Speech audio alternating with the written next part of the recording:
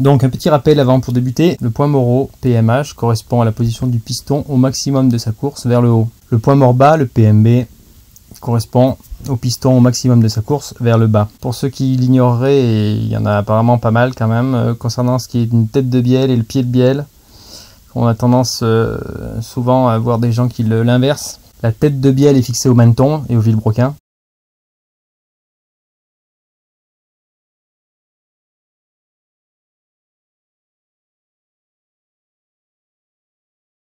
Et le pied de bielle est fixé au piston.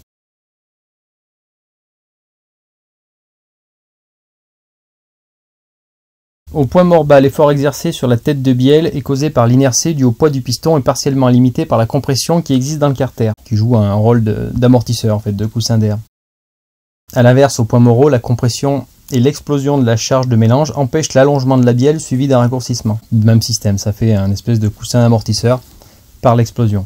On comprend ainsi que la bielle d'un 2 temps est moins sollicitée que celle d'un 4 temps. Elle peut donc être plus simple de conception et plus légère, ce qui autorise des régimes de rotation élevés sans avoir nécessairement recours à des matériaux plus nobles et donc plus chers. Quel que soit le moteur, la puissance résulte de la force issue de la pression exercée sur la face supérieure du piston transmise par la bielle au menton et au vilebrequin après l'explosion, qui n'est pas vraiment une explosion, qui est plutôt une combustion, mais ça on verra ça plus tard. Si l'on ne peut modifier le bras de levier, c'est-à-dire la course et donc la cylindrée, les seuls facteurs que l'on peut faire varier pour augmenter la puissance sont donc la pression sur le piston et le régime moteur. La pression au-dessus du piston passe d'un minimum lorsque le piston se trouve en fond de course et que les lumières d'échappement et d'admission sont ouvertes en même temps, à un maximum que l'on observe 10 à 20 degrés après le point mort haut et après l'explosion. C'est en effet à cet instant que tout le mélange brûle et que la détente des gaz qui appuient sur la face supérieure du piston est maximale. La pression diminue ensuite puisque le piston descend et que le volume contenant les gaz en expansion augmente.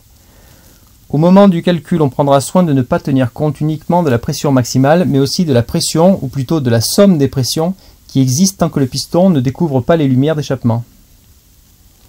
Il suffira de calculer la moyenne de toutes les pressions qui s'exercent sur la surface du piston, instant par instant. Simultanément, il faut déduire le travail que fournit le piston pour déplacer la charge fraîche du carter au cylindre, et celui qui sert à comprimer ce mélange, car les deux constituent une résultante de travail négative. Après avoir fait la somme des pressions instant par instant, de laquelle on déduit le négatif, on obtient la pression moyenne effective, la fameuse PME.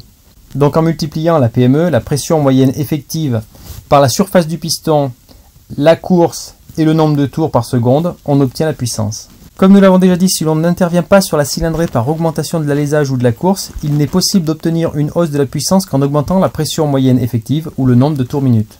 Toutefois, il faut garder présent à l'esprit que la PME augmente de l'ordre de l'unité, alors que dans le même temps, le régime peut grimper de quelques milliers de tours minutes. On peut considérer qu'un moteur ayant une faible PME, mais un régime de 20 000 tours minutes, est plus puissant qu'un moteur ayant une forte PME, mais un régime de 10 000 tours minutes. Une fois encore, cela pourrait passer pour la solution de facilité. C'est sans compter que pour accroître le régime, il faut étendre les phases du cycle moteur, ce qui réduit d'autant sa plage d'utilisation. Et comme il ne se passe donc plus rien sous un certain régime, on doit multiplier les rapports de boîte pour rester dans la bonne plage de régime.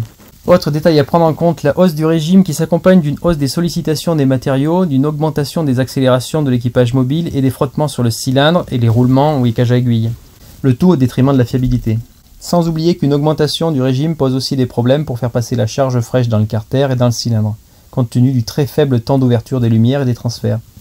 Idem pour l'élimination des gaz brûlés. Enfin, la moto permettant la pratique de disciplines très variées et exigeant des caractéristiques spécifiques en matière de plage d'utilisation et de courbe de puissance, chaque cas devra être étudié en tenant compte de l'utilisation et du type de sport pratiqué. Par exemple, le cas d'une moto de trial est très différent de celui d'une moto de cross, d'enduro ou de vitesse. Chacun choisira donc la méthode la plus opportune en fonction des exigences auxquelles il sera confronté. Rendement. Plusieurs paramètres influencent la puissance d'un moteur. Les rapports entre leurs valeurs théoriques et leurs mesures réelles sont appelés rendement. Le rendement thermique. Le premier rendement est celui qui concerne la partie thermique du moteur. C'est le rapport entre la quantité de chaleur que devrait produire la combustion d'une charge de carburant et celle effectivement transformée en travail utile. Il faut savoir que le rendement thermique est peu modifiable. Toutefois, les zones de switch de la chambre de combustion et le rapport de compression sont les facteurs sur lesquels il est possible d'intervenir pour améliorer ce rendement thermique. En considérant les marges de manœuvre toujours plus réduites qui restent aujourd'hui au préparateur, la modification du rendement thermique, nous le verrons plus loin, s'avère être un des points d'intervention les plus intéressants car une petite variation peut donner de bons résultats. Rendement mécanique. Le rendement mécanique est le rapport entre le travail utile effectif fourni par le moteur et celui qu'il devrait théoriquement produire en l'absence totale de frottement et sans qu'une partie de ce travail ne soit utilisée par les accessoires du moteur. Le rendement mécanique est directement conditionné par le frottement du piston et des segments sur la paroi du cylindre, par le frottement des roulements des cages à aiguilles sur la bielle, et le maneton et l'axe de piston, ainsi que le vilebrequin, et par la puissance requise pour actionner les organes auxiliaires comme la pompe à eau. Aujourd'hui, la quasi-totalité des moteurs de temps sont refroidis par eau. Le travail d'admission, de transfert et surtout de compression du mélange est le dernier paramètre lié à ce rendement, mais pas le moindre.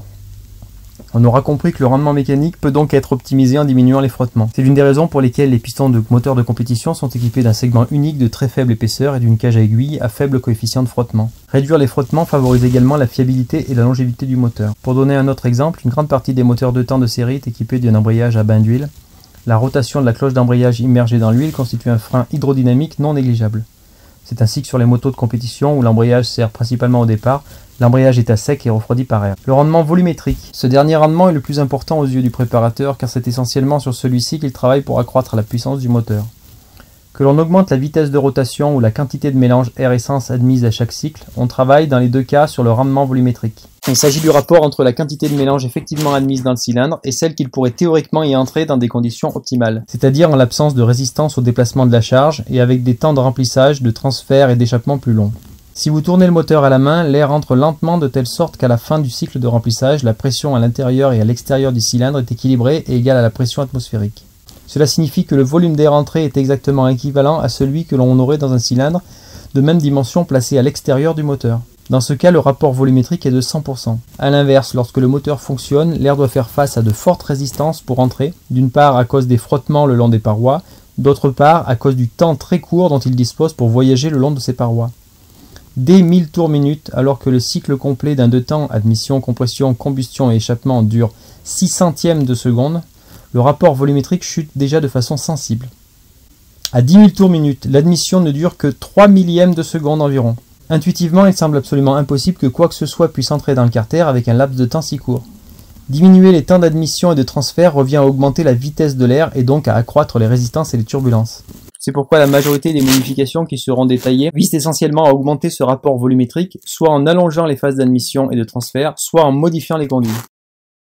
Voilà, c'en est fini pour cette vidéo. N'oublie pas un petit like, abonne-toi, partage. Salut à tous, tchuss.